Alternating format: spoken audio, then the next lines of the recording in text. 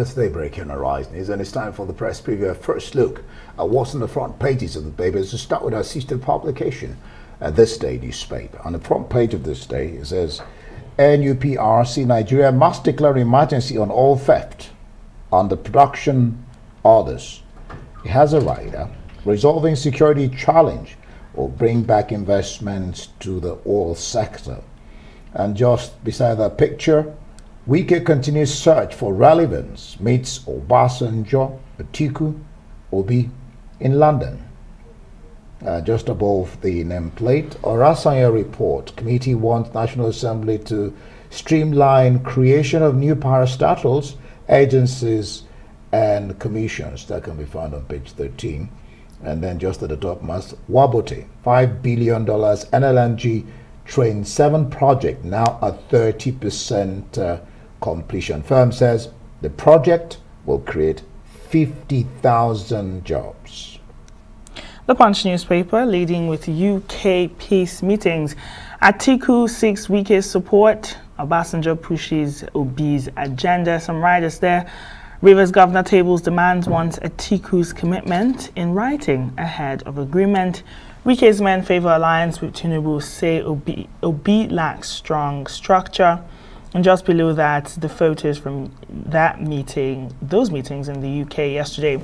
Above the nameplate of the Punch this morning, there's a report on page 10. Gunmen attacked 527 local governments, thousands killed and kidnapped. That's on page 10. And just beside that, locally made COVID-19 vaccine for trial in November. That's on page 8. The Nation newspaper now. It says Oshibajo, Lawan, Amechi, 19 others to unite for Tinubu. 2023 Atiku Obi hold talks with Wike in London. Obasanjo, that's the former president, seeks support for the LP candidate. The United Nations is urging Nigeria to raise education vote by 13%. Guardian. Wike's UK meeting with Obasanjo, Obi, Atiku heightens 2023 puzzle, as some writers there. PDP confident of amicable reconciliation. Atiku orders Lamido others to hold verbal warfare over Wike. Strategic meeting to unite Oshibajo, Amechi, other APC presidential aspirants in the works. Then you have just this one story, avoid northern Cyprus, where about 20 Nigerians have been killed. This is FG's warning. All right, international papers now. Before we bring in Emmanuel Bello, The Independent, two headlines here. First one, Ukraine nuclear plant cut off from grid. The Russian-held Zaporizhzhia site was disconnected from the national power grid at 2 points yesterday, which has now been reinstalled. And just below that, ministers urged to retain GCSE COVID measures. Two riders there, schools warn pupils still disadvantaged by pandemic disruption. Results highlight widening gap in top grades between regions. All right, let's just take The Guardian International. All right, The Guardian. Okay, good. Gap in GCSE results brings fresh warnings over COVID. Fuel price rise will strike fear across UK. Elton John on Britney Spears' musical return.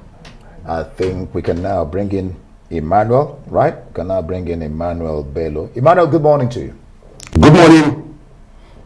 You're sounding very excited. Your voice came out very boisterous there. All right, well, fine. Good morning. Let's look at this day. In the front page, it says NUPRC Nigeria must declare emergency on oil theft, on the production and others. It says resolving security challenge will bring back investments to oil sector. Wike never ceases to make the news. It says Wike continues search for relevance. Meets Obasanjo, Atiku, Obi in London. He earlier met with Tinubu. What is going on really? And then of course your Rasanya report committee submits its wants National Assembly to streamline creation of new parastatal agencies and commissions. Over to you, Emmanuel. Good morning, Indy. If you look at the papers are all running with the Wike story, but I like what this day did. This day shifting the attention away completely from the Wike puzzle, as the Guardian put it. Guardian newspaper say Wike is really puzzling the nation with his moment. But this day, is dwelling on what should concern us right now. And actually, in this presidential election, the issue of oil theft, the issue of what to do with the oil industry, should be in the center, at the center of these campaigns, because I mean that's at the heart of the economy.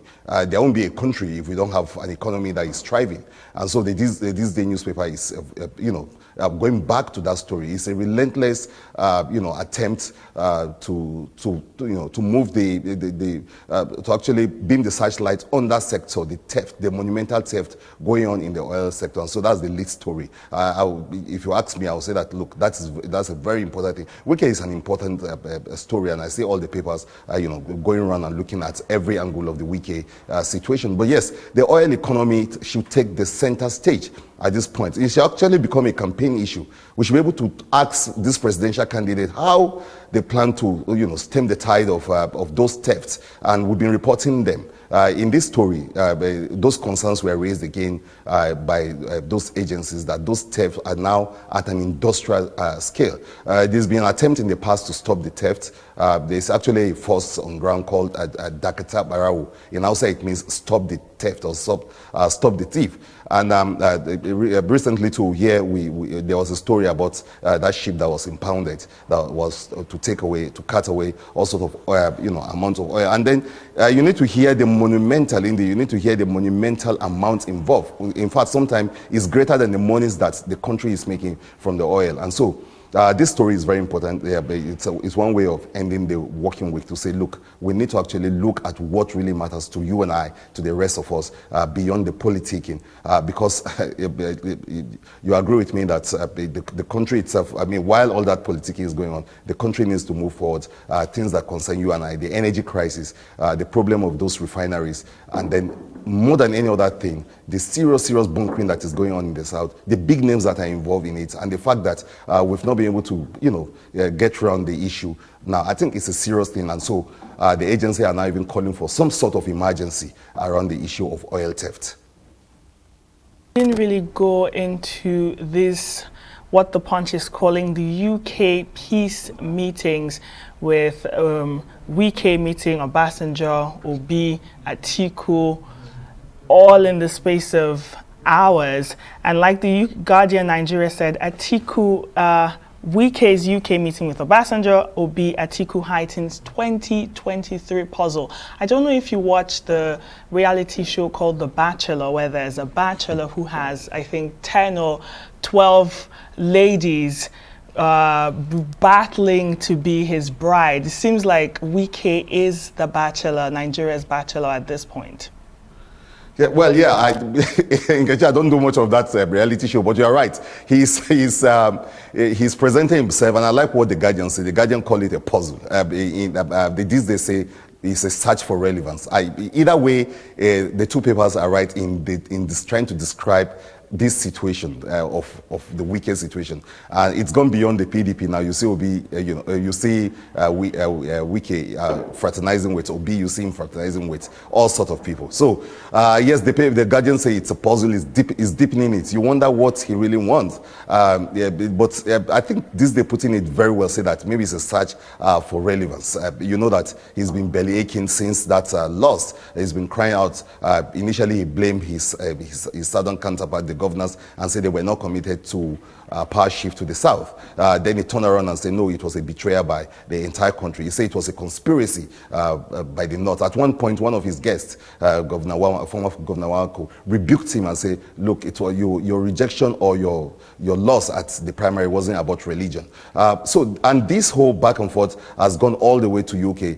Yesterday, the PDP group, PDP people were really happy to see the story, almost counting the APC, because, a day before them, the APC has actually Masari came out so strongly that they believed that Wike was going to work for them. And then suddenly, less than 24 hours after what Masari said, there was Wike and Atiku standing. And the PDP people were really rejoicing while we are, taunting, playing around with those pictures and saying that it's a sign of good things. If you ask me, all the camps probably want Wike, but it seems to me as if it's still an Atiku problem. It's still what the PDP is really looking for. They want a situation where Wike works with them. And if you look at Wike's body language and all that he's doing, he's probably not going to leave the party. In fact, Masari said that much, that Wike is not planning to leave the PDP. He will probably stay within the PDP, work against the presidential candidacy of the party. I was telling Ken a while ago, before we let you go, that they had met before and everyone thought it was Uhuru. Then Wike went to reverse and started blowing hot. And slammed him. Let's see what gives this time around. Ken, over to you. Thank you so much, Emmanuel Bello.